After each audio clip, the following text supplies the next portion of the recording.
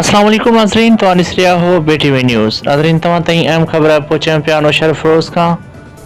ख़बर ॾींदा हलूं नौशर फिरोज़ खां, जिते जनरल इलेक्शन 2024 ज़िले नौशर फिरोज़ जे 2 क़ौमी तकन NA 205 ऐं NA 206 जिन में 4 सूबाई तकन PS 32 कंडियारियो ऐं PS 33 मेरापुर बिरिया, PS 34 नौशर फिरोज़ ऐं PS 35 मोरो शामिल आहिनि। उम्मीदवारनि जी ऑफिसनि मां फारम वसूल करण ऐं जमा करण जो अमल भी जारी आहे। नौशर फिरोज़ ज़िले जे समूरनि रिटर्निंग ऑफिसरनि जी ऑफिसुनि मां हिन वक़्त ताईं 300 खां वधीक उम्मीदवारनि जा फारम वसूल कया विया आहिनि, जिन मां 100 जे लॻभॻ उम्मीदवारनि पंहिंजा नामज़द फारम जमा कराया आहिनि।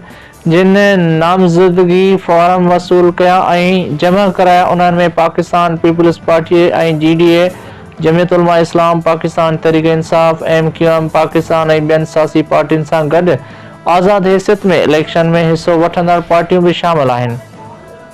अॼु शाम ताईं पाकिस्तान पीपल्स पार्टी सां तालुक़ रखंदड़ उम्मीदवारनि में अॻूणो MNA सैयद अबरार अली शाह, अॻूणो NA ज़ुल्फ़कार अली बियड़, अॻूणो सूबाई वज़ीर ज़िया हुसैन लंजार, अॻूणो MPA मुमताज़ अली चांडियो, सैयद मुराद अली शाह ऐं ॿिया उम्मीदवार भी मौजूद हुआ। ॿिए तरफ़ जतोई हाउस जे तर्जुमान गुलाम रसूल पीरज़ादे जो चवणु आहे त GDA अॻवान गुलाम मुर्सा खान जतोई ऐं ॿिया उम्मीदवार सुभाणे पंहिंजा नामज़दगी फारम जमा कराईंदा। रिपोर्ट करे रहियो आहे ब्यूरो चीफ मंसूर मलिक।